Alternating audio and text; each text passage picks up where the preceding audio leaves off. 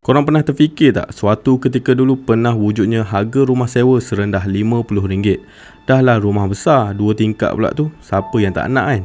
Assalamualaikum dan selamat datang ke dalam YouTube channel ni. Kepada korang yang baru masuk ke channel ni, selamat datang aku ucapkan. Dan kepada korang yang dah subscribe tu, thank you so much. Okay guys, untuk video pada kali ni aku nak berkongsi satu cerita seram dengan korang tentang sebuah banglo besar yang dikatakan berhantu pada suatu ketika dulu. Dan banglo ni berada di Seksyen 2 Shah Alam. Rumah banglo ni sebenarnya sangat terkenal adalah disebabkan harga sewa bulanannya yang sangat-sangat murah, iaitu hanya serendah RM50. Dan dikatakan telah banyak berlakunya kejadian misteri dekat banglo ni. Disebabkan harga sewa yang sangat murah, so ramailah student yang pada waktu tu berebut-rebut nak sewa rumah ni. Pada asalnya, rumah ni telah diduduki oleh satu pasangan suami isteri yang mengamalkan amalan ilmu hitam, dan dikatakan setelah beberapa bulan tinggal dekat rumah ni, pasangan ni telah terlibat dengan satu kejadian pembunuhan ngeri. Tapi apa yang peliknya, mayat si suami ataupun si pengamal ilmu hitam ni sehingga ke hari ni masih lagi belum dijumpai. Ada satu lagi cerita di mana kejadian ni pernah terjadi dekat sekumpulan pelajar tabligh yang dikatakan telah menyewa rumah ni. Kejadian dikatakan berlaku pada waktu maghrib ketika diorang semua sedang berkumpul beramai-ramai untuk membuat sedikit bacaan doa. Masa diorang tengah baca tu, secara tiba-tiba ada satu kepala manusia yang telah terjatuh dekat tengah-tengah di antara diorang tu semua. Dan bermula daripada situ, diorang pun dah berpindah dan tak menyewa dekat situ lagi. Menurut pemilik asal rumah tersebut, dikatakan sampai sekarang pun masih ada lagi orang yang minta nak sewa rumah tu sebenarnya. Tapi dia telah mengambil satu pendekatan untuk tidak lagi menyewakan rumah tersebut kepada orang ramai, disebabkan rumah tu sangat-sangat keras dan banyak gangguan yang telah berlaku kepada penyewa-penyewa sebelum ni. Pemilik rumah tu juga dikatakan telah membuat permohonan kepada pihak berkuasa untuk merobohkan rumah tersebut, dan permohonan tersebut telah diluluskan. Tapi apa yang peliknya, setiap kali proses nak merobohkan rumah tu mesti banyak halangan. Dikatakan mereka yang terlibat dengan kerja-kerja untuk merobohkan rumah tu telah diganggu sehingga ada yang takut untuk meneruskan kerja perobohan tersebut. Rumah ni juga dikatakan pernah menjadi tempat penggambaran filem, iaitu filem Rumah Sewa RM50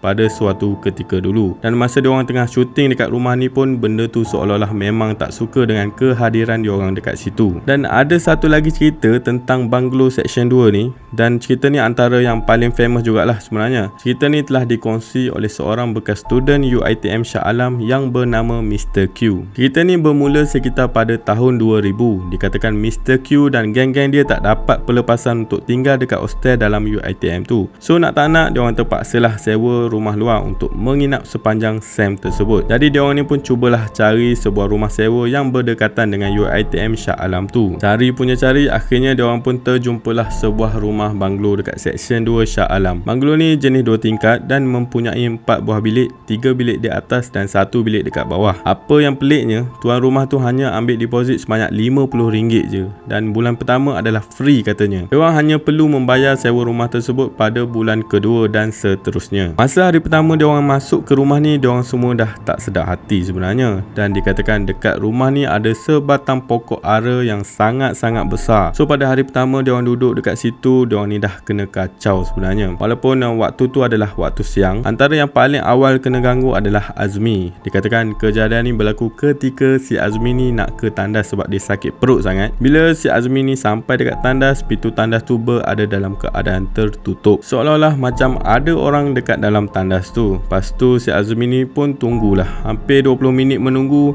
Tak ada siapa yang keluar daripada tandas tu, disebabkan Azmi ni dah sakit perut sangat-sangat, dan dia pun panggil lah orang dekat dalam tandas tu. Oi, cepatlah sikit, aku sakit perut ni. Lambat lagi ke kau nak keluar? Disebabkan suara Azmi ni agak kuat, kawan-kawan dia yang lain pun terbangun daripada tidur, dan diorang ni pun semua pergilah dekat si Azmi ni. Masa diorang berkumpul tu, didapati jumlah diorang semua cukup, tak ada seorang pun yang kurang. So siapa yang ada dekat dalam tandas tu? Lepas tu diorang ni siap dengar lagi ada bunyi flash dekat dalam jamban tu. Lepas tu salah seorang daripada diorang ni yang bernama Lan cuba untuk rentak pintu tandas tu, dan akhirnya pintu tu pun terbuka. Dan apa yang mengejutkan, dalam dalam tandas tu sebenarnya tak ada siapa pun. Dan dari awal tadi memang pintu tandas tu berkunci dari dalam. So diorang ni pun tertanya-tanya sesama sendiri siapa kat dalam tandas tadi tu. Masing-masing tak ada jawapan. Dan pada malam keesokannya, diorang ni kena kacau lagi teruk daripada malam sebelum ni. Kejadian ni bermula ketika Mr. Q ni tengah tidur dekat salah satu bilik yang berada di tingkat atas. Dan secara tiba-tiba masa dia tengah tidur tu, dia dapat rasa yang kaki dia seolah-olah kena tarik dengan kasar dan keadaan telah menyebabkan dia terjatuh daripada katil sehingga menyebabkan kepala dia terhentak ke atas lantai dengan kuat. Masa tu Mr. Q ni pun rasa nak marah lah, dan dia pun fikir mungkin kawan-kawan dia sengaja nak kenakan dia kot. Dalam keadaan tengah pening tu, dia ternampak ada Lan yang tengah tidur kat atas katil sebilik dengan dia. So Mr. Q ni pun fikir takkan Lan kot. Lepas tu dia pun keluarlah daripada bilik dan dia terdengar suara kawan-kawan dia yang lain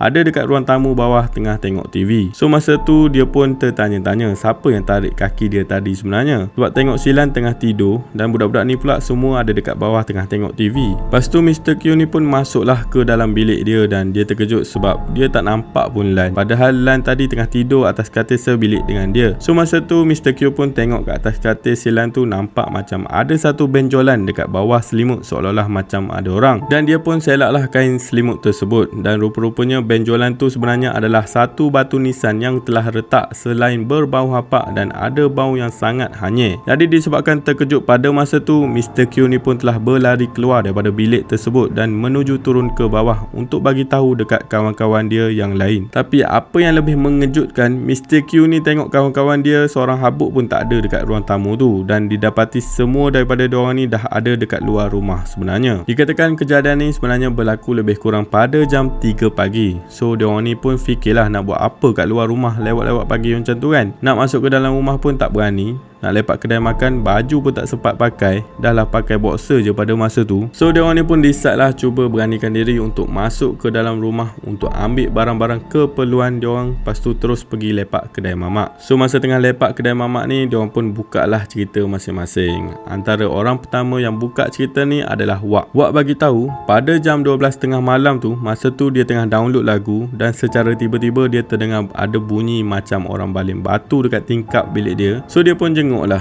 dan masa dia jenguk tu dia nampak ada seorang perempuan dekat atas pokok ara yang besar tu, dan perempuan tu pakai baju putih dalam keadaan baju dia yang terkoyak dan juga berambut panjang. Apa yang lucunya, perempuan tu sempat lagi senyum dekat Wak, dan Wak ni pun tutup tingkap dan terus berlari nak keluar daripada bilik dia. Tapi masa Wak nak buka pintu bilik tu, tiba-tiba dia ternampak ada satu kelibat budak kecil dekat depan pintu bilik dia. Lepas tu bila dah jadi macam tu, nak tak nak si Wak ni pun terpaksalah terjun melalui tingkap dan telah menyebabkan kaki dia terkehel. Lepas tu orang kedua yang buka cerita ni adalah Azmi. Si Azmi ni cerita masa dia orang tengah kalut-kalut masuk rumah untuk ambil barang sebelum gerak pergi mamak tadi tu, dia pun nampak ada seorang budak perempuan yang tengah lambai-lambai tangan dekat bawah tangga dalam rumah tu. Masa tu dia cepat-cepat ambil baju dan wallet kemudian terus keluar dari rumah. Dan orang ketiga yang buka cerita ni adalah Sam. Sam bagi tahu yang dia nampak benda tu dekat atas siling. Masa tu dia tengah pejam mata sambil dengar lagu, dan bila dia buka je mata dia terus bertentangan dengan benda tu. Lepas tu Mr. Q pula bagi tahulah masa dia kena ganggu kat bilik atas tu,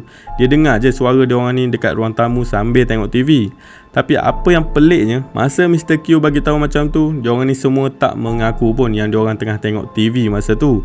Sebab diorang awal-awal lagi dah keluar daripada rumah tu sebelum Mr. Q turun ke bawah. So suara siapa yang Mr. Q tu dengar sebenarnya? Masa tengah rancak bercerita tu, diorang baru perasan yang diorang kat kedai mamak tu hanya berenam. Lagi dua orang iaitu Naim dan juga Saleh tak ada. Lepas tu si Bob ni pun terus call Naim dengan Saleh, tapi panggilan tersebut tak berjawab. Sebab risau takut jadi apa-apa, si Bob cuba call sekali lagi dan dia buka loudspeaker siap-siap. Secara tiba-tiba diorang ni semua terkejut sebab dalam panggilan tu diorang terdengar bunyi seakan-akan suara perempuan tengah mengilai. Sebab takut punya pasal, diorang ni pun terdiam dan diorang sepakat untuk balik ke rumah sewa tu selepas subuh. Pada jam 7.30 pagi macam tu, diorang pun baliklah ke rumah sewa tu, and then masa tu rumah diorang memang tak berkunci langsung, dan dalam pada masa yang sama gate pun tak sempat nak tutup semalam sebab masing-masing dah kalut. Masa diorang sampai je dekat depan rumah tu, dalam 15 minit jugalah diorang dekat luar. Sebab masing-masing tak berani nak masuk ke dalam rumah tu disebabkan rasa was-was dan takut. Masa tengah duduk kat luar rumah tu, secara tiba-tiba telefon si Bob ni berbunyi, tapi Lan yang angkat telefon pada masa tu. Rupanya dia orang dapat call daripada hospital Klang dan pihak hospital bagi tahu yang Naim berada dalam wad kecemasan disebabkan aksiden. Lepas dia dapat tahu berita tu, so dia orang ni pun decide lah untuk berpecah kepada dua kumpulan. Separuh pergi cari Saleh dan separuh lagi pergi ke hospital Klang untuk melawat Naim. Masa dia orang sampai dekat hospital tu, keadaan Naim pada masa tu sangat-sangat parah disebabkan Naim telah dilanggar oleh kereta dan dikatakan kaki Naim juga hancur dan mengalami pendarahan yang sangat banyak. Dalam keadaan yang tengah lemah tu, si Naim ni tak habis-habis minta maaf berulang kali dan dia orang ni still tak faham apa yang Naim cuba sampaikan sebenarnya. Dan lepas pada tu akhirnya Naim ni pun telah meninggal dunia dekat hospital tersebut. Manakala dekat rumah sewa dia orang ni pula, ramai penduduk setempat yang datang untuk mencari Saleh yang dikatakan hilang. Cari punya cari, dia orang still tak jumpa Saleh, sehinggalah ada seorang penduduk dekat situ telah panggil seorang ustaz untuk membantu mencari Saleh. Lepas dah baca apa yang patut, ustaz tu bagi tahu sebenarnya Saleh ada je dekat dalam kawasan rumah ni, dan ustaz tu bagi tahu Saleh berada di atas busuk di belakang rumah. Lepas tu cepat-cepatlah dia orang ni pergi tengok dan memang betul apa yang ustaz tu cakap, Saleh memang ada dekat atas busuk tu. Cuma apa yang peliknya, padahal sebelum tu dia orang ni dah lalu dan cari Saleh dekat kawasan tu berkali-kali, tapi dia orang tak nampak pun yang Saleh ada dekat atas busuk tu. Lepas dia orang jumpa Saleh, dengan serta-merta dia orang telah berpindah daripada rumah tersebut dan cari rumah sewa yang baru. Akhirnya dia orang ni pun berpindahlah ke sebuah rumah di Seksyen 7 yang berada di Shah Alam juga. Lepas seminggu daripada kejadian tu, Saleh ni pun bukalah cerita tentang apa yang terjadi dekat dia dan Naim sebenarnya. Masa hari pertama dia orang masuk ke rumah tu, Saleh dan Naim ni dikatakan telah mencangkul busuk yang berada di belakang rumah tersebut. Dan pada malam semua orang kena kacau tu, Saleh ni bagi tahu yang dia dan Naim pun kena kacau juga sebenarnya. Dia dan Naim telah dikejar oleh benda tu lah. So takut punya pasal,